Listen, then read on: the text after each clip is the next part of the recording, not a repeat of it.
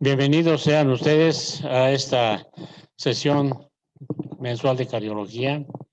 El tema actualmente creo que es de relevancia científica y clínica y es la estrecha relación que existe entre la enfermedad arterial coronaria y la enfermedad arterial periférica. Nuestros ponentes pues necesitan poca presentación, son muy conocidos ampliamente en el ámbito cardiológico y todos son médicos certificados y con renombrada actuación dentro de la cardiología mexicana.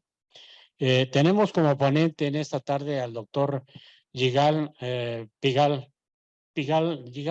Piña Reina, que es un excelente cardiólogo intervencionista del Instituto Nacional de Cardiología y además es presidente de SOCIME, aún expresidente, bueno, expresidente de SOCIME, bueno, y con una larga trayectoria dentro de la cardiología intervencionista.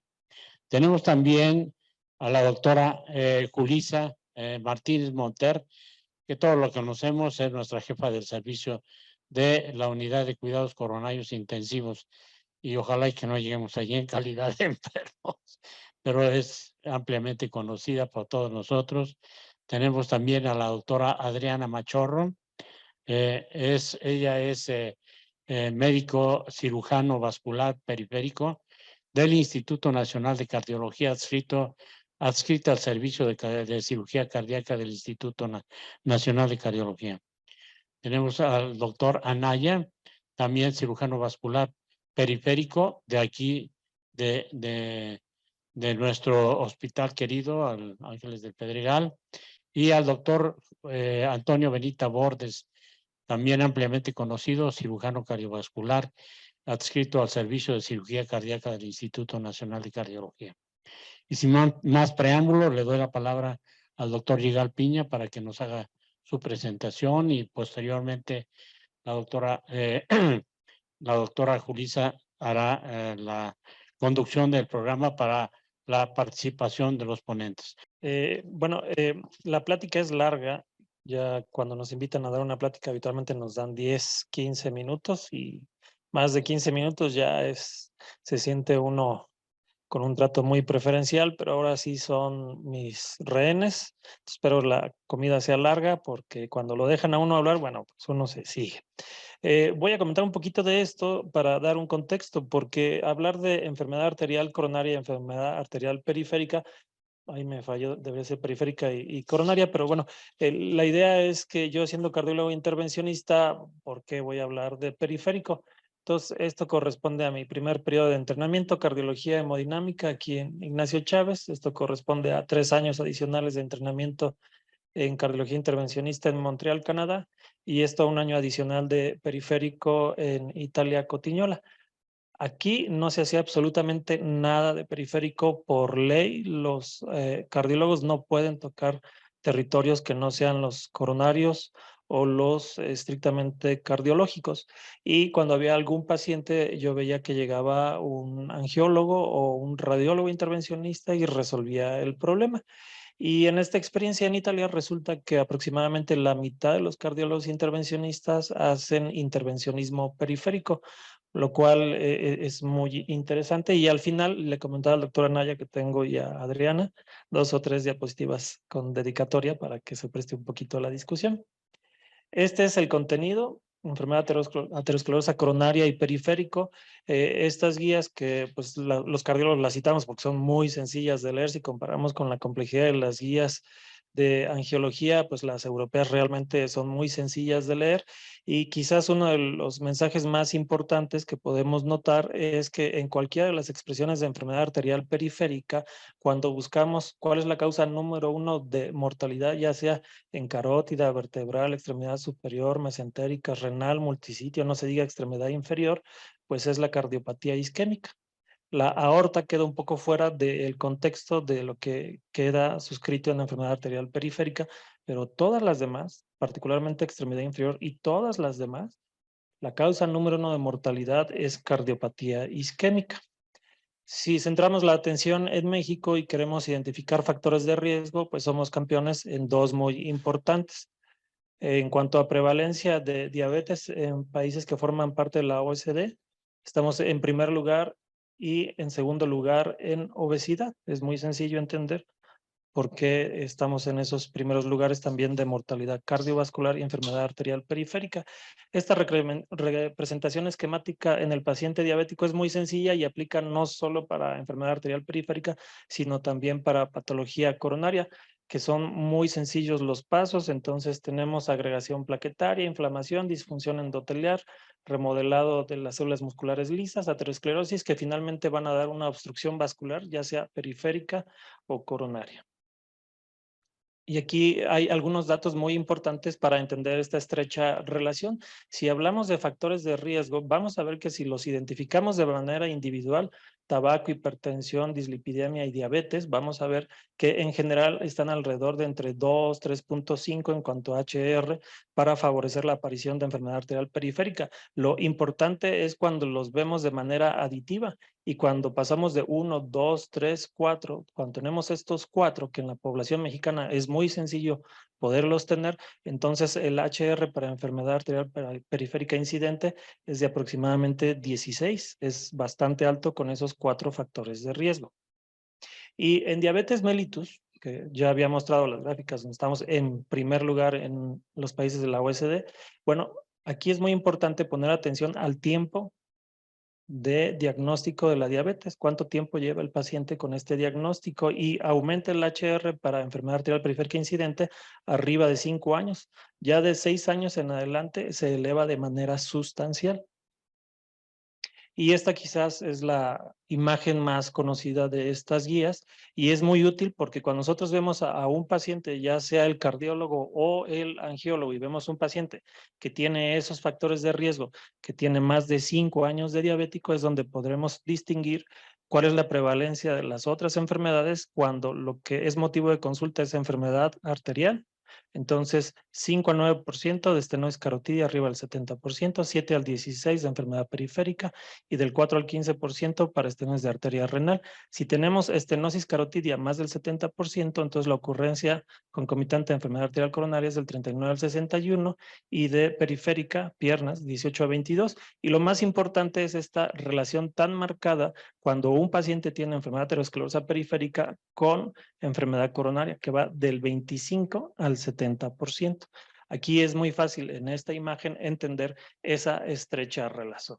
De manera muy sencilla, el paciente que tiene claudicación es muy probable que tenga enfermedad coronaria concomitante. El paciente que tiene angina de pecho es muy probable que tenga enfermedad arterial periférica concomitante con esos factores de riesgo y con ese tiempo de evolución de la diabetes. Las manifestaciones clínicas y diagnóstico diferencial, claro que hay gráficas más actuales, pero esta del 2005 sigue siendo la más sencilla de entender, porque cuando vemos a un paciente con este tipo de enfermedad, al final lo que más importa es saber qué pasa hacia el futuro y tenemos que entender desde este momento que hay pronóstico para la extremidad y pronóstico para la vida. Para la extremidad se mantendrán estables 70-80%, van a requerir revascularización 10 al 20% y el 1 o 2% tendrán isquemia crítica crónica. Pero esto es hablando de la extremidad y hablando del contexto general, bueno, la mortalidad será del 15 al 30% y será cardiovascular en el 75%. Tendrán un infarto no fatal o un evento vascular cerebral el 10 al 20%. Recordamos esta primera gráfica donde aquellos que tienen enfermedad periférica acaban muriendo de enfermedad coronaria. Identificamos muy claramente esto, que los angiólogos es algo que identifican con mucha frecuencia, llegan en este punto. Claudicación, pues podemos ahondar un poquito en el origen. Dice la leyenda que venía del emperador romano Claudio, que cuando caminaba tenía que parar, tenía dolor en la pierna, en la extremidad, sentaba, volvía a caminar y esta es la leyenda. Al final lo que quiere decir es que hay que pararse porque hay una sensación de compresión en la pierna y quien sistematizó la clínica de esta descripción de claudicación fue Jean-Martin Charcot.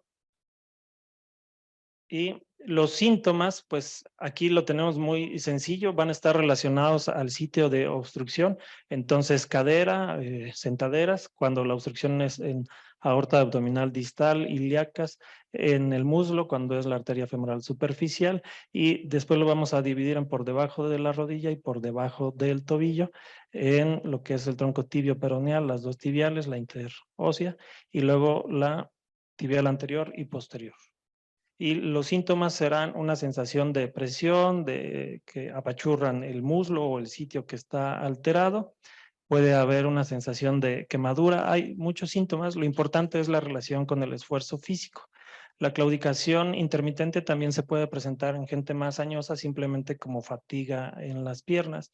Y algo muy importante es, una cosa es la presentación súbita, la aparición del dolor y que es continua, porque ahí nos iremos a las síncopes pensando en que puede ser una oclusión trombótica aguda.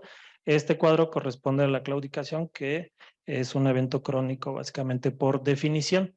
No se alcanza a ver bien, pero siempre hay que tener en mente que no toda molestia en la pierna, así tengas los factores de riesgo, tiene que ser una obstrucción vascular. Hay otras causas. Tenemos la neuropatía diabética y tenemos las alteraciones del aparato osteomuscular.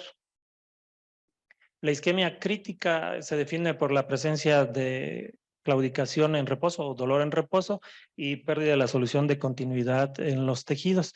Y también aparecerá en donde esté la obstrucción, pero muy marcadamente en lesiones por debajo del tobillo, particularmente en pacientes diabéticos. Y estas clasificaciones que tienen utilidad para estudios también nos ayudan un poco desde el punto de vista clínico, en particular la de Fontan.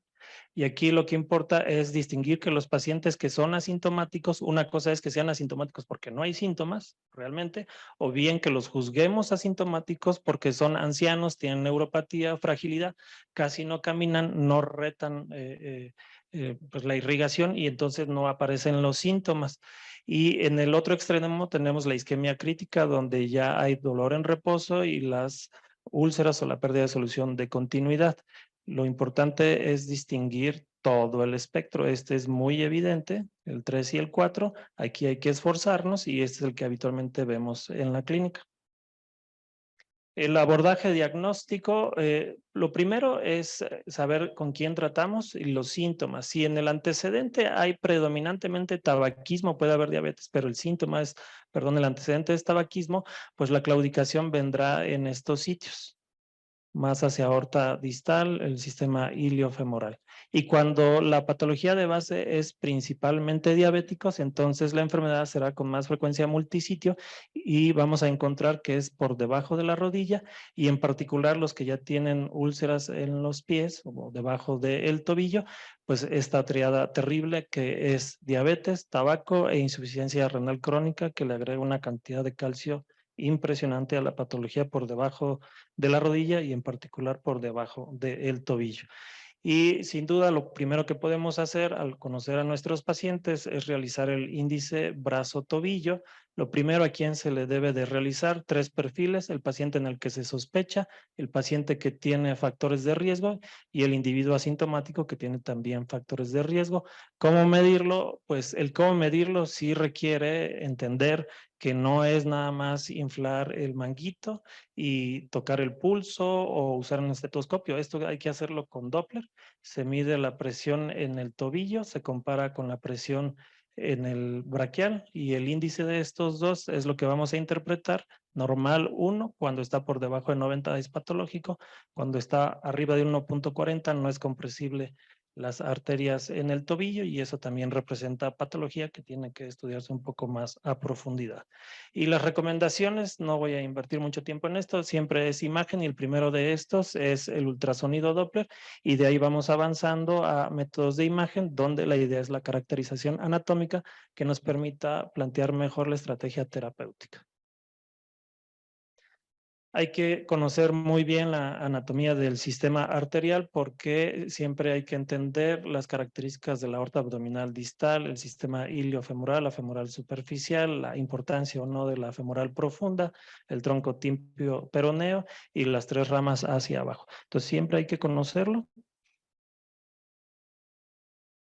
conocer también un poquito cómo interpretar desde un ultrasonido Doppler normal hasta un ultrasonido Doppler monofásico claramente patológico. Utilizar los estudios de imagen. Los estudios de imagen, cuando la clínica es tan evidente, entonces la probabilidad preprueba o pretest de encontrar enfermedad pues es altísima, y aquí sí hay que decidir entre llevar el paciente a una tomografía o llevarlo directo a un procedimiento diagnóstico terapéutico. Muy probablemente sea mejor invertir el tiempo y el dinero del paciente en ir directo a cateterismo, porque la angioTAC efectivamente nos va a ayudar a distinguir la patología, pero es una patología que ya podemos nosotros elucubrar qué es lo que vamos a encontrar, y las más de las veces no nos ayuda en mucho a saber que si tiene obstruida la tibial anterior, ¿qué hay que hacer? La cantidad de calcio que vemos en estas patologías es tal que lo único que podemos ayudarnos de la angiotomografía es ver cuál es realmente la arteria ocluida y cómo es aquí de complejo la bifurcación de aorta abdominal. Nos ayuda un poco mejor a planear, pero si tenemos que distinguir entre la utilidad versus el beneficio, a veces es mejor llevar el paciente directo a sala de cateterismo.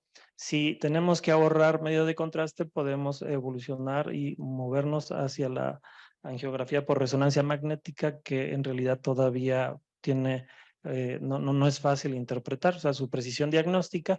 Y si queremos la mejor precisión diagnóstica, pues es la sustracción digital. Por ejemplo, aquí vemos muy claramente en este abordaje por debajo de la cabeza femoral, en un abordaje anterógrado, siguiendo el flujo arterial, como la femoral superficial no tiene ningún problema.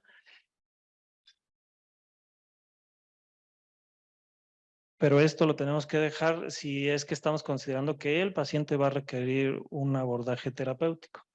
Entonces, no hay duda de la mayor capacidad de diferenciar la anatomía con la sustracción digital. Es invasivo y se usa medio de contraste, es lo que hay que considerar. Los principios del tratamiento intervencionista, esta imagen pues siempre hay que tenerla en mente, porque somos el primer lugar en diabetes, el segundo lugar en obesidad, y somos el primer lugar, al menos en esta estadística que creo que refleja mucho la realidad nacional en el IMSS, de amputación en pacientes con isquemia crítica que son diabéticos. Entonces, esto es lo que no puede ocurrir, y lo que en verdad no puede ocurrir es que se pase a la amputación sin haber documentado la situación anatómica del paciente. Las recomendaciones, el tema es la estrecha relación entre enfermedad coronaria y periférica. Y ustedes pueden ya notar que todas estas recomendaciones, en el sentido que se hagan, van a ser de beneficio para ambas. Tabaquismo, cesarlo, una dieta adecuada, usar estatinas, controlar el colesterol, controlar la diabetes, antiplaquetarios, controlar la hipertensión arterial. En cualquiera de los dos espectros esperamos el mismo beneficio, tanto para patología coronaria como periférica. Y lo que tenemos que distinguir es lo que nos va a mejorar síntomas y calidad de vida, y lo que nos va a mejorar el pronóstico de vida. Y en esto, pronóstico de vida, siempre recordando que la causa número 1 de muerte en pacientes que tienen claudicación es infarto agudo del miocardio. Entonces, en ambos, suspender tabaco, un programa de actividad física, y aquí empieza a haber diferencias donde, hablando de síntomas, usaremos silostazol, cuidados del pie y la revascularización. De manera muy sencilla, esto es una estrategia muy general. Cuando estamos hablando del sistema iliofemoral, en particular ilíaco, pues los stents en la vía de entrada tienen un papel. Los balones liberados de droga en femoral superficial, por debajo de la rodilla está en duda el valor de los balones liberados de droga, y por debajo del tobillo aún más. Y es muy fácil entenderlo porque son vasos más pequeños con mucha aterosclerosis y que requerirían una longitud de stents muy elevada para poder ser tratados. Entonces se pueden obtener los mismos beneficios con el balón. Si uno se pregunta, ¿esto es duradero? ¿Se mantiene en el tiempo? La verdad es que la respuesta sensata tiene que ser que no. Las mejores tasas de permeabilidad a 5 años están en el mejor de los casos, entre 70 y 80%. Cuando uno realiza un procedimiento por debajo de la rodilla. Lo que hay que tener muy claro con el paciente es que se va a ayudar a resolver el problema actual, la isquemia crítica, el síntoma de dolor en reposo, a que las úlceras mejoren, a que la infección se controle y con el tiempo puede aparecer circulación colateral, pero es muy probable que esa arteria que dilatas con un balón se va a cerrar en los próximos 2 años. Pero eso no es fracaso del tratamiento. El tratamiento fue eficaz porque creó circulación colateral o favoreció circulación colateral, favoreció la circulación de sangre y se controla el evento agudo. Entonces, bien puedes resolver que un paciente no llegue a sepsis, choque y muerte porque abriste la única arteria, digamos, de las 3 que llegan al tobillo y ese es un adecuado manejo terapéutico. Regreso a esto porque sí veo mucho yo stents muy largos, en femoral superficial, podría ser debatible, pero no es un territorio coronario, son stents muy largos que lo más probable es que se van a restenosar y en sitios de flexión, pues aún más. O sea, si no hay de otra, pues se tendrán que usar y hay específicos para estas situaciones, pero cuando empezamos a ver stents acá, sí ya nos cuestionamos mucho cuál era la utilidad y estas lesiones realmente se pueden corregir. Esto es lo que se logra. Esto es lo que se logra, que logre cicatrizar y se logre controlar una infección. Se requiere sin duda de un manejo multidisciplinario y aquí no es nada más el angiólogo, aquí es cirujano, angiólogo, ortopedista, diabetólogo, nutriólogo, cardiólogo. Entonces, todo esto es lo que se necesita para ofrecer un buen resultado a los pacientes. Y el manejo de antiplaquetarios, tampoco voy a invertir tiempo, el objetivo a mencionar es que también tienen un perfil de uso muy importante, muy parecido a la enfermedad coronaria. Y ahora lo vemos con mucha frecuencia en el mundo de angiología como derivado del estudio COMPASS, donde si bien el objetivo primario eran los datos duros de muerte, infarto, EBC, cuando agregaron en el estudio COMPASS en un análisis de subgrupos la progresión de enfermedad periférica, entonces lo que notaron es que los pacientes que de muy alto riesgo de enfermedad vascular, si tú agregas Xarelto 2.5 al tratamiento antiplaquetario, entonces tienes una pues, reducción muy importante de los eventos, del riesgo relativo al 70% reducción y el absoluto del 24%. Entonces es un beneficio muy marcado y también se ha asociado en estudios post-hoc que hay menos pérdida de extremidades o que llegan a isquemia crítica en reposo si tú agregas rivaroxaban a la aspirina. Y sí lo estamos viendo, yo cada vez veo más pacientes que han visto al angiólogo y traen en su esquema de tratamiento, además de antiplaquetario, tienen rivaroxaban. Diría que llegamos a la conclusión, pero como les comenté, primero vamos a hacer una preconclusión.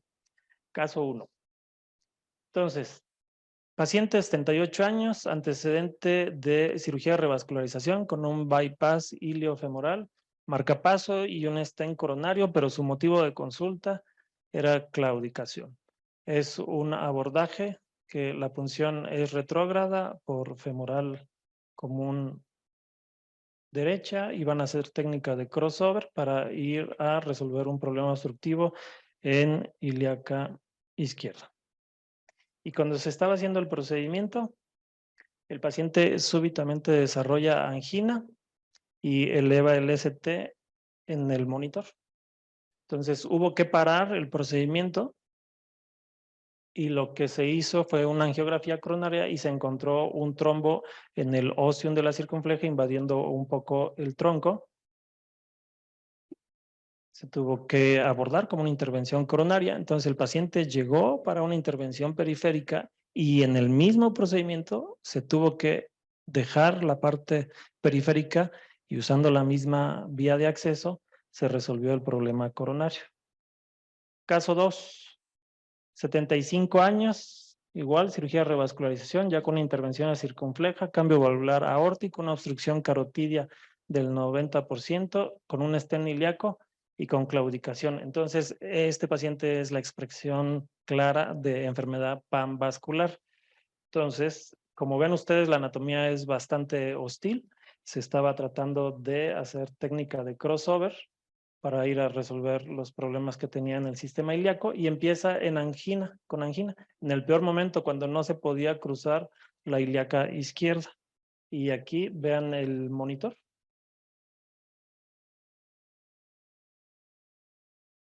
Entonces no se podía avanzar, un caso complejo, angulaciones, calcio, y aquí vemos los cambios en el segmento ST.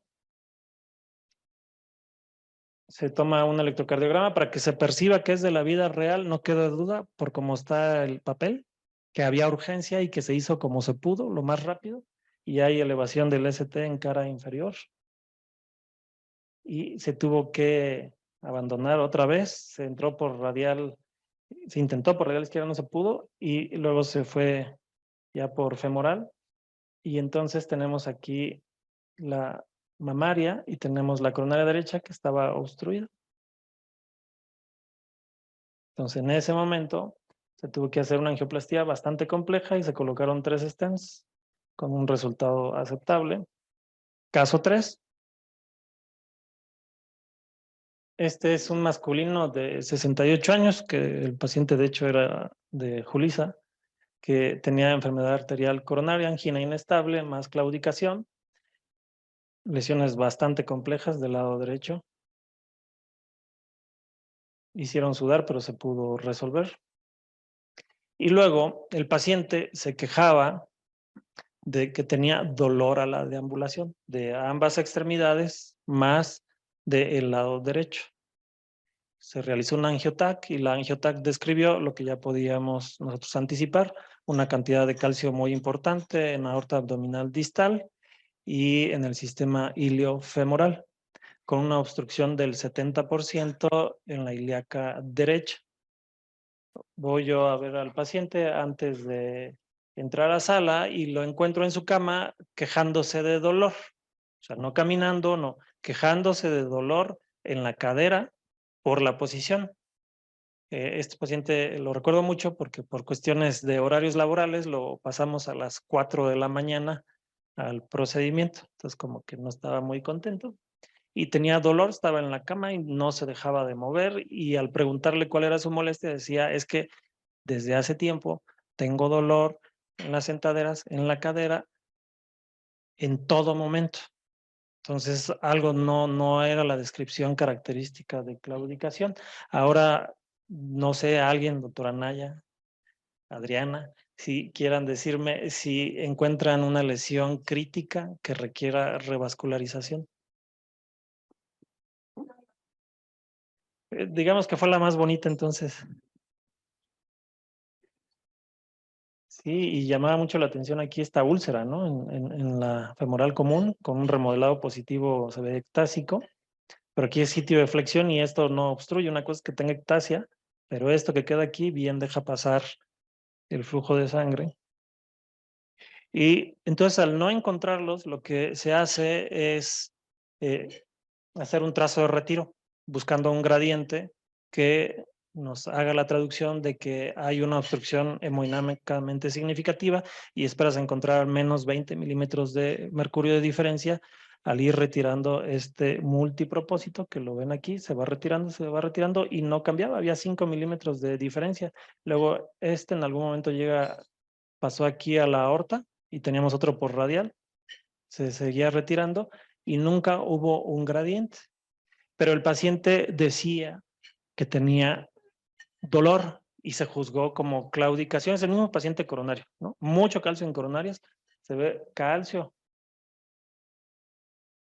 ya en el sistema iliofemoral, tiene obstrucciones, tiene la femoral común derecha incluso ulcerada, pero no se veía una obstrucción significativa en sustracción digital y uno también puede anticipar que este caso iba a ser bastante complejo por las angulaciones que tiene. Si poníamos un stent aquí, entonces poner un stent aquí es sitio de flexión y obstrucción no se ve úlcera, eso es tratamiento médico. Y aquí, déjeme ver si tengo. Lo que yo quería que vieran es, no alcanzó a salir, pero bueno, revisando las imágenes, lo que se veía era, tenía completamente colapsados los cuerpos vertebrales sacros. Entonces sacamos al paciente de sala, el paciente iba con todo la papelera del seguro, de que se le comentó que se iba a resolver su problema haciendo un procedimiento de intervencionismo periférico. Y entonces lo que se tuvo que hacer fue un buen diagnóstico, interrogar al paciente y poner atención en que no todo tiene que ser causa de enfermedad arterial periférica. Entonces este paciente tenía compresión de los cuerpos vertebrales y no es sencillo. En sala, tú ves que hay aterosclerosis, hicimos el retiro 2 veces, nunca hubo gradiente, entonces de la parte del operador te quedas tranquilo de tu diagnóstico con algo de duda.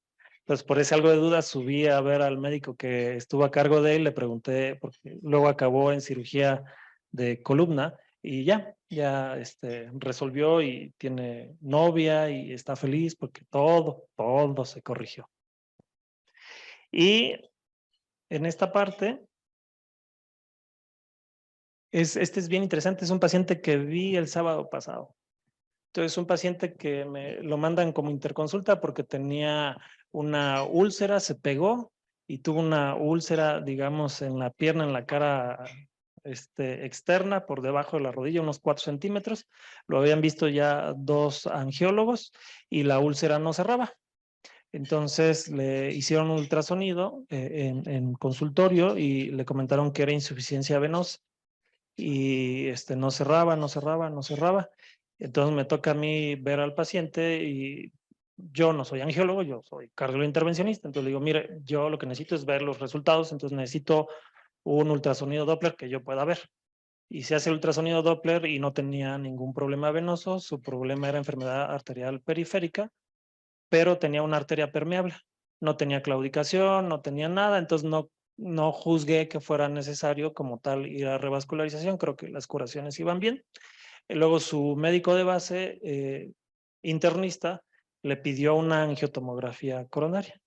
Y es lo que se ve aquí. Si se los resumo, las 3 arterias, 70-80% con calcificación. 2000 unidades de calcio. Y otra vez lo veo, platico, asintomático. No tiene claudicación, la úlcera ya básicamente cerró, no tiene isquemia crítica, no tiene angina, no tiene disnea, no tiene palpitaciones, es un paciente diabético, hipertenso,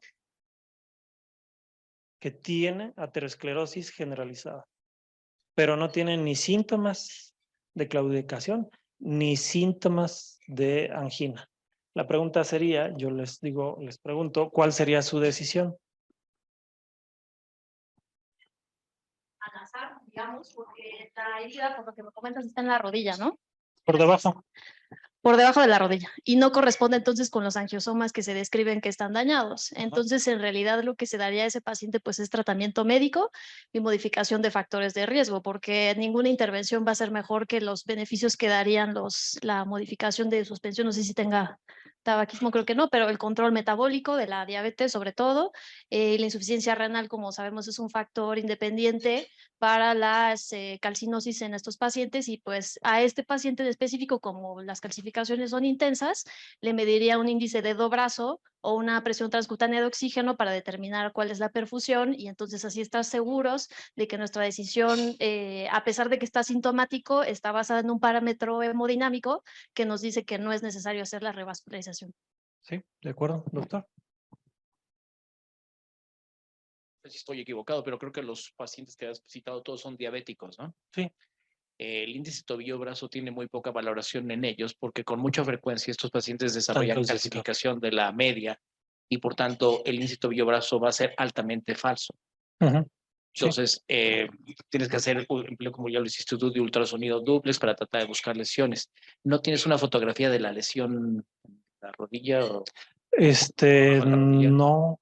Porque como Sí la dice tengo, Andrea, pero o sea, tendría que cerrar. normalmente cuando es una lesión de tipo aterosclerótico en este grupo de pacientes, generalmente los problemas se presentan distalmente, son Sí. úlceras secas, muy dolorosas. Lesiones arriba, me ha tocado ver de todo, de hecho hasta Vasculitis. vasculitis, nos ha tocado ver también pacientes que tienen martorell, que es una cosa muy rara, pero también lo llegan a presentar. Sí, bueno, la idea de esto es que en estos casos hemos visto la relación entre enfermedad coronaria periférica, como hay un espectro terapéutico para ambas, donde es tratamiento médico y hay revascularización, pero la mayor frecuencia de los pacientes en realidad son estos, y son pacientes donde la clínica manda, claro, objetivizar, pero en pacientes asintomáticos no los vamos a hacer sentir mejor, están asintomáticos. Entonces debería de haber un objetivo final que sea de mayor utilidad que los síntomas que no tienen, y ese sería mejorar el pronóstico de un dato duro, que es la ocurrencia de un evento adverso o de muerte.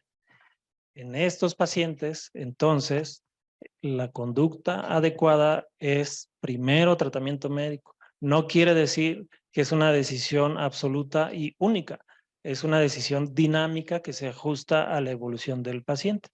Entonces, estos pacientes son muy frecuentes. En mi práctica clínica, la mayoría de los pacientes que recibo que tienen que ver con el mundo periférico, casi todos son porque alguien ya les propuso que requiere un stent carotidio, que requiere una intervención, y tú revisas y lo platicábamos. Lo mejor que se puede hacer es ser sensato en las decisiones terapéuticas para los pacientes. Y ya si alguien lo va a hacer, este era el digestivo. ¿Quién debe hacer los procedimientos? Entonces, controversia. Entonces, la guerra en el mundo de la radiología, ¿quién los debe de hacer? Entonces, aquí había esta postura, ¿no? Claro que es 2014, pero hablando de patología periférica y endovascular, la postura de este personaje, que es un personaje muy conocido en el mundo de intervencionismo coronario, era que la cantidad de procedimientos siempre importa, el volumen importa, y que en consecuencia los cardiólogos intervencionistas que todos los días están en sala haciendo procedimientos coronarios están más acostumbrados a catéteres, guías, balones, stents, y que por lo tanto era natural que quien debería de hacer los procedimientos endovasculares sería el cardiólogo intervencionista. Y viene el futuro de la intervención. Entonces, otros cardiólogos dicen que más que nunca debe de levantar la mano el cardiólogo intervencionista. Y esto 2015-2016 es la ocurrencia de procedimientos que realizan en Estados Unidos 3 especialidades: cirugía, cardiología y radiología. En estos está Adriana, el doctor Anaya y yo, en estos 2. Y acá abajo, donde francamente creo que es lo que todos hemos observado, es que los radiólogos intervencionistas han ido perdiendo el territorio para intervencionismo periférico. Ya es infrecuente ver radiólogos intervencionistas resolviendo patología iliofemoral, femoral superficial, tronco tibio peroneo, no se diga abajo de la rodilla y no se diga abajo del pie, del tobillo. Entonces, la diferencia está aquí, pero esta diferencia importa en función del país donde uno se encuentre laborando. Entonces, Adriana, doctor Anaya, ¿quiénes consideran ustedes que debe de? Yo quisiera, perdón, hacer una anotación nada más con respecto a el aspecto de asintomático, ¿no? Porque muchas veces los pacientes ya están tan acostumbrados a tener sus síntomas que se refieren como asintomáticos, porque ellos ya piensan que son así. Entonces, sí hay que ser muy acuciosos en la historia clínica para determinar si verdaderamente son asintomáticos o no. La otra cosa es que falta el grupo de los claudicadores atípicos, ¿no? Que, como bien decía el doctor Anaya, pues los diabéticos siempre tienen algunos síntomas que pudieran confundirse como una frialdad dolorosa en la extremidad o simplemente disminución en la velocidad de la marcha, ¿no? Que eso es más frecuente en los pacientes geriátricos y que también se normaliza pues porque ya son añosos y en fin, ¿no? En realidad sí hay que ser muy claros en buscar esos detalles en la historia clínica y si no pues basarse en mediciones de laboratorio vascular no invasivo. Y en cuanto a quién es el que debe de tratarlo, pues yo considero que lo debe de tratar el que tenga el mejor armamento para hacer un diagnóstico, tratamiento y seguimiento integral. Eso pues ni todos los cirujanos vasculares lo tienen, ni todos los cardiólogos lo tienen. Entonces, de ahí que vienen estudios en los cuales el tratamiento multidisciplinario es el que ofrece la mejor respuesta para este tipo de pacientes. Entonces, el que tenga el mejor armamento y en conjunto con un equipo multidisciplinario.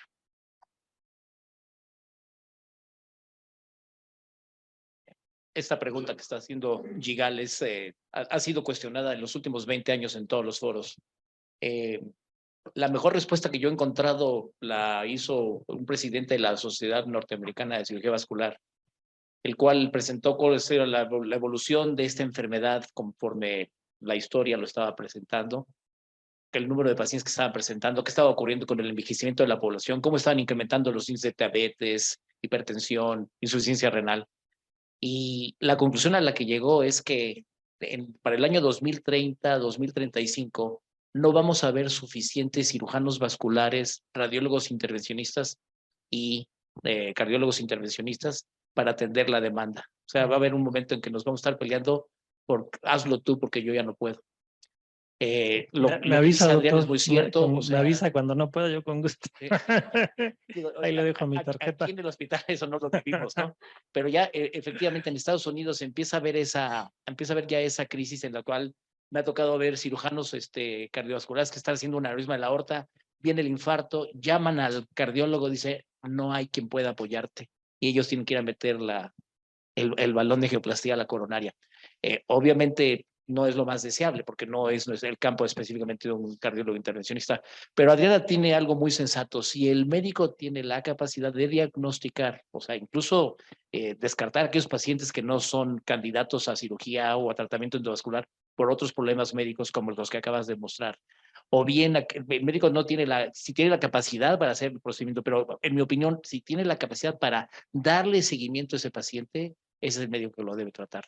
Llámese radiólogo intervencionista, cardiólogo o cirujano. La pregunta es relevante porque en esta que es la conclusión, avanzo en la conclusión y luego me ubico en el punto que quería. Sí, claro. Hola, doctor.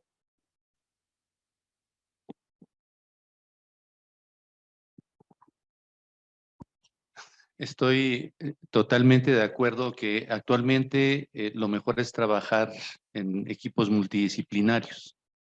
Sin embargo, para llevar a cabo un procedimiento que finalmente es una manualidad, lo primero que debes de tener es un conocimiento perfecto, un bagaje de conocimientos científicos desde la anatomía, la fisiología y todo aquel sustrato que te va a permitir tomar una decisión. En cuanto al procedimiento manual, hay gente que sabe mucho y no tiene habilidades manuales. Hay gente que sabe poco y tiene muchísima habilidad manual. Suertudo el que tiene ambas situaciones o que se complementa a través de un equipo multidisciplinario. Pero lo que ya mencionaron también, a veces hay tanta patología sobre algo y tan poca gente que lo sepa tratar que se necesita una implementación a veces, y caso sencillo, en diabetes, que ¿quién lo debe tratar? Pues ya hay tantos diabéticos que ojalá haya muchos médicos generales que los enseñen o que aprenden a tratar diabéticos porque no vamos a alcanzar ni todos los médicos a tratar todos los pacientes de obesidad o de diabetes. Entonces, uno, trabajar en grupo. Dos, bagaje de conocimientos sobre lo que se va a hacer. Y tres, encontrar quien tenga la habilidad para poder hacer el procedimiento. Y a veces va en uno solo, y a veces, por eso se necesita el equipo, hay quien aporta el conocimiento y hay quien aporta la habilidad técnica para hacerlo. Y obviamente las curvas de aprendizaje son muy importantes, porque para que algo te salga bien manualmente, echas a perder uno que otro antes. Ok, de acuerdo, doctor. Deme 2 minutos, doctor, y termino. Conclusión. Adelante. La conclusión, ahora sí, esta es la última diapositiva. Aterosclerosis es una patología panvascular. Los fundamentos de prevención primaria y secundaria son los mismos. La revascularización tiene que ser con indicación correcta. Yo pondría entre paréntesis lo más importante en medicina, ética y honesta. Y la revascularización percutánea es la primera opción. No quiere decir que es la única ni que es absoluta, pero en la gran mayoría del espectro de enfermedad arterial periférica tiene un papel importante y debería ser la primera opción. No amputar pie diabético sin antes conocer la anatomía y sin dar una oportunidad al intervencionismo. Y esto, el punto número 4, la revascularización percutánea, es importante porque en quién lo debe de hacer yo diría, hay un déficit tanto de cardiólogos que hagan periférico y en los endovasculares todavía hay una brecha entre endovasculares quirúrgicos puros y endovasculares que tengan un entrenamiento adecuado en endovascular. Entonces, en este punto hay una convergencia donde tanto el angiólogo tiene que ir al mundo endovascular como el cardiólogo tiene que ir a otros territorios fuera de coronarias. Y si hay algo aquí en México, es pie diabético. Entonces, concuerdo completamente con los tres. Y muchas gracias por su atención.